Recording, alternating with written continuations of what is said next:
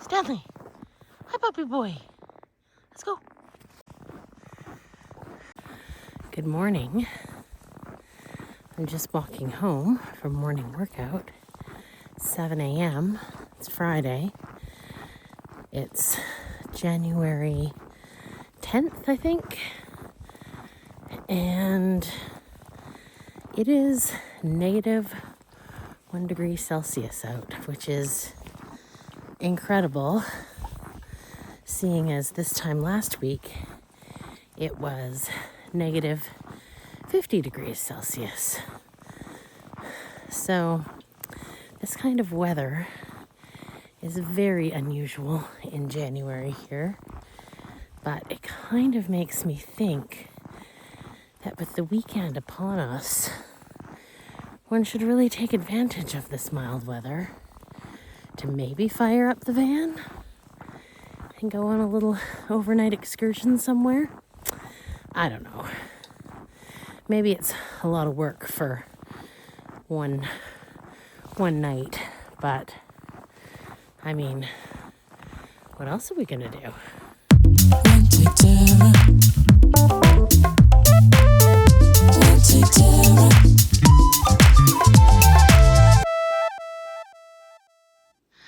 Does she look like she wants to be woken up? Well, these temperatures were just a little too good to resist. So over the day, JM dug out the van, sent me some progress reports, and we decided we would make a go of it. The van is officially out of hibernation. Well, at least for this weekend. I wish there was a way to connect the batteries really quickly. Well, that was easy. And with that, we were ready to go. This is a first. Camping in the van in January. See how it goes. See if we can find a spot and not get stuck. It looks like it's late at night, but it's only 6. So we don't have 4-wheel drive, and most of the back roads are not open this time of year, so we weren't really sure what we would find.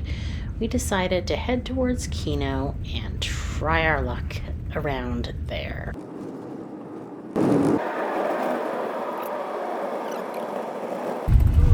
doesn't look that plowed out. Oh, there is a big hill right there. I said there is a big hill. Oh, not that big. Whoa, whoa, whoa, whoa.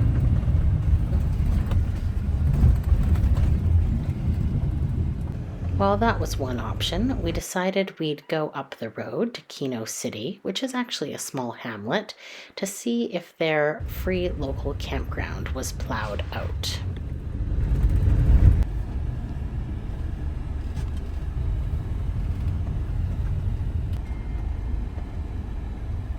That's not for this van. Oh, it's Christmas in Kino. It's quite festive. Not too sure how many people stay in Kino in the wintertime, but we saw about 5 buildings with lights on. With no real places to pull over and park that were off the road, we decided to head back to the first location. After getting set up, having a quick picnic dinner, consisting of a sandwich and some chips and dip and some veggies, and then a quick card game or two, we settled in for the night. Got our insulated window covers all in place. We have them in the front, across the windshield, and each door. We haven't really been using these in the summer because we have this insulated curtain. And of course, to keep us warm, we have our S-Bar diesel heater. Got my slippers on. The S-Bar, see if I can show you here. Turning it on, it's set to 20, infinity, and on. We don't have the water system going because this is just a one-off. So We've got some drinking water in our water bottles, and we've got a 5-gallon jug in the back. And with the water draining out directly onto the ground, we don't have to worry about a gray water tank freezing. Now I will show you how I get into bed. Are you ready for it?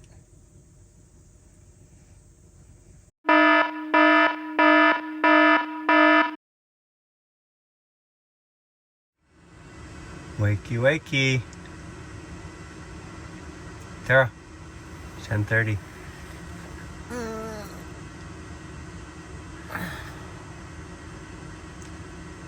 You getting up? Yes.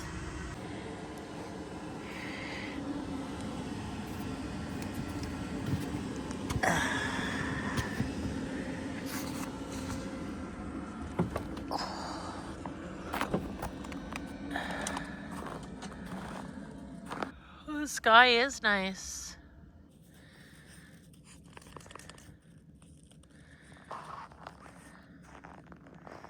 What are you doing? Stanley. Hi, puppy.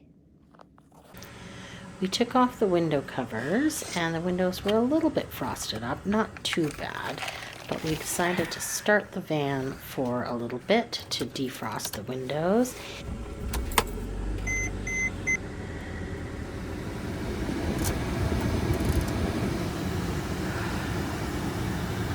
Oh, it says check coolant level.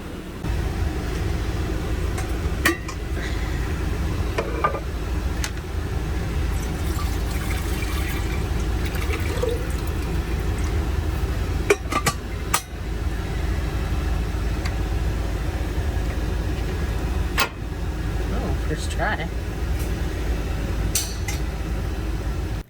Upon further inspection, the coolant level appeared to be fine, and when we turned off the van and turned it back on, the warning went away.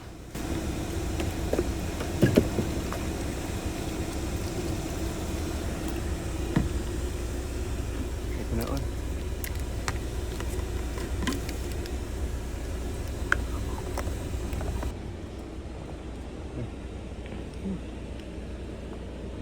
Hi, puppy. You all curled up in your spot? The plants have survived the winter in the van amazingly well. Don't roll your eyes.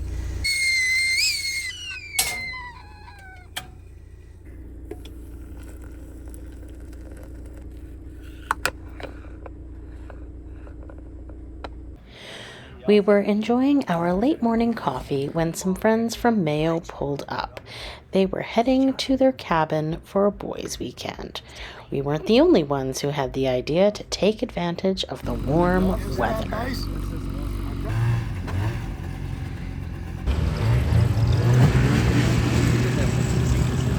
No.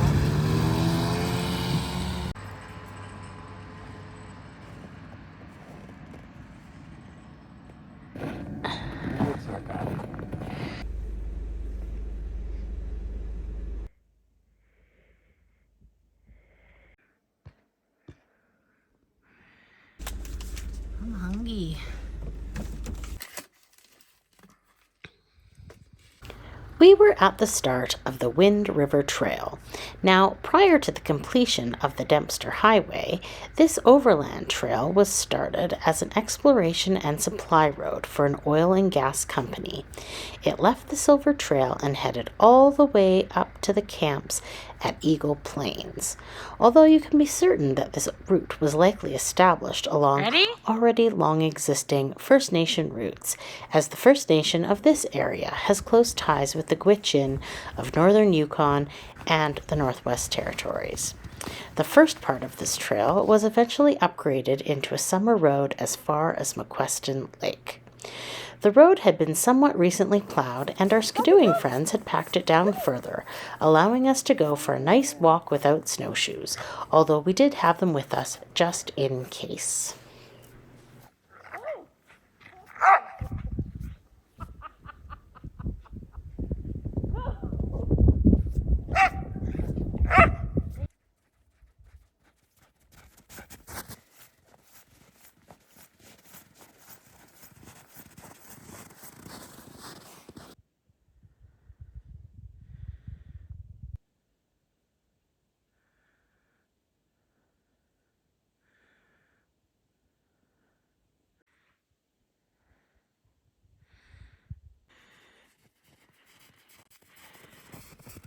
What are you doing? What do you see?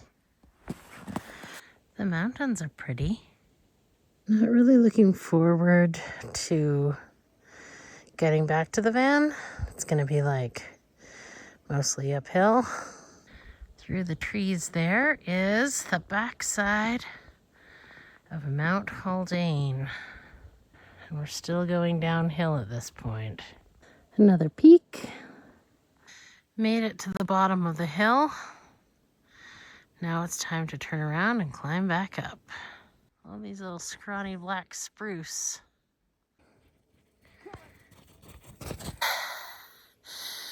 Going uphill's hard. Breaking a sweat. Whew. I think we're almost there. We made it.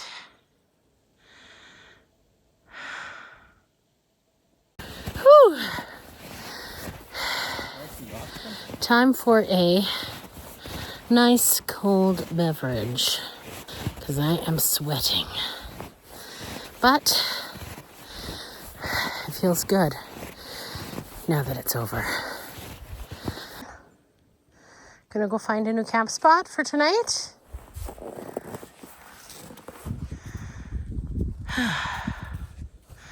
Back at the ranch. Where's Dan? Got snowballs all caked in his feet. Cheers. Cheers. The sun is already starting to set, but that's what you get for January in the Yukon.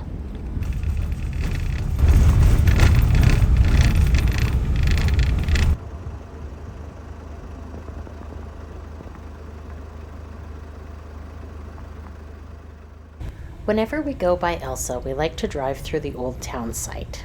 JM lived in Elsa and worked at the silver mine for 9 years, mostly in the open pit, but also in the mill and underground. I love hearing his stories and memories about the heyday of this former mining town. Did you stay in there? Yep, my first room was in there. There's a coffee shop up there. Yeah, and the bar was in that end. Curling rink was right there. They still mine silver here, but it's a camp where workers are flown in and out. I find it a bit sad that there is no longer an actual community around the mine, and that the workers have to leave their families to come to work. This is the assay office. The assay office?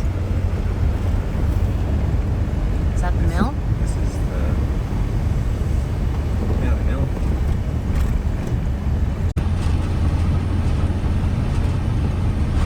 They dump the ore into the mill there? Yeah. Iron Hall.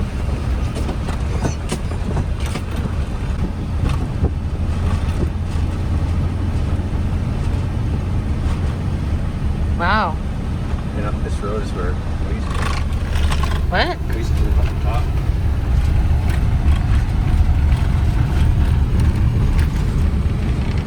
No wonder people miss this place. Look at the views. And all these roads down here. All the Houses? were.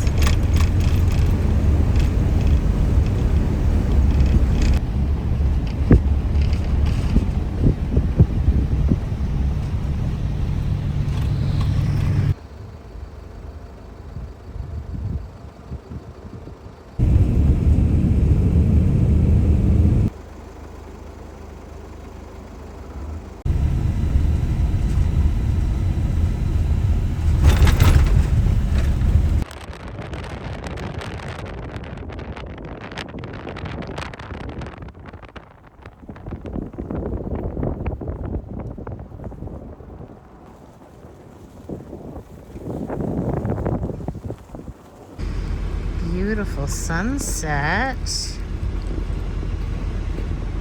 Mount Haldane.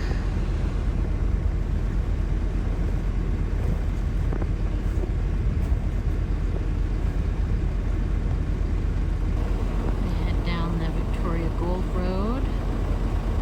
See if there's a camping spot we can find for tonight.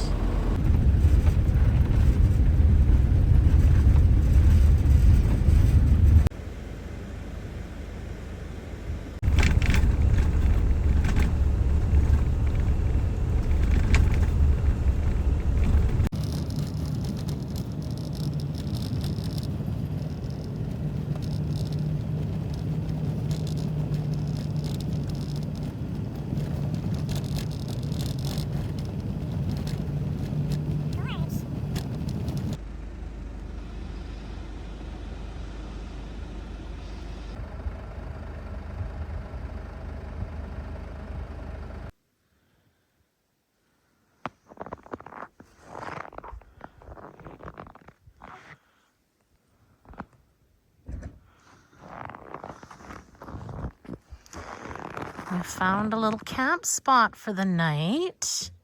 We got almost a full moon.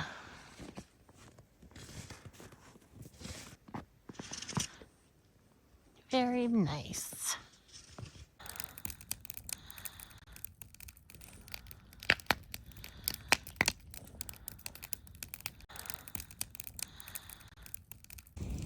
Dinner of champions. Bacon and cheddar smokies.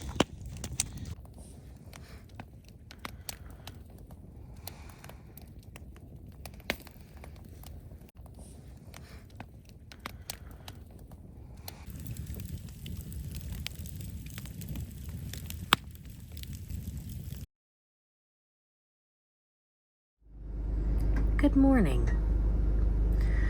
Coming to you this morning from the South McQuestion Road, and just having a little coffee. I'd say overall the winter camping experience has been a pleasant one. Despite it being January in the Yukon, it has not been overly cold. I think last night it got down to -9 degrees. And the night before it was like -1 degrees. So we've been quite cozy in the van. Our little S-bar is kept up. We have used our insulated window coverings to help retain some of the heat. And, you know, all cozy in our bed with our duvets, we've been quite comfortable. We even had the skylight opened so we could get some airflow. So, yeah, it hasn't been a challenge. We have not been cold. And so this morning, it's Sunday. I think we're probably gonna just head back to Mayo. We have some bacon and eggs that we were gonna fry up, but why make a mess in the van when we could go do that at home when, you know, our house is only like 36 kilometers away. We also have easy access to a toilet. So that about wraps things up. But overall, yeah, it was fun. Thanks for coming along on this little winter adventure, and thank you for watching. See you next time.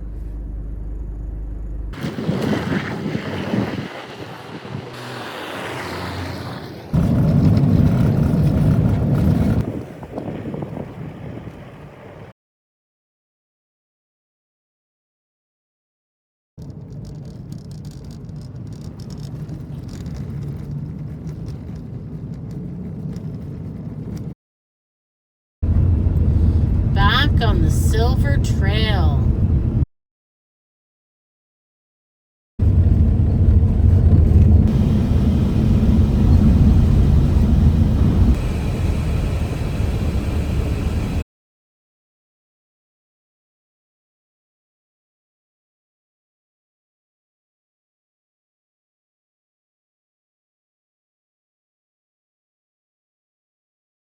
One take Tara.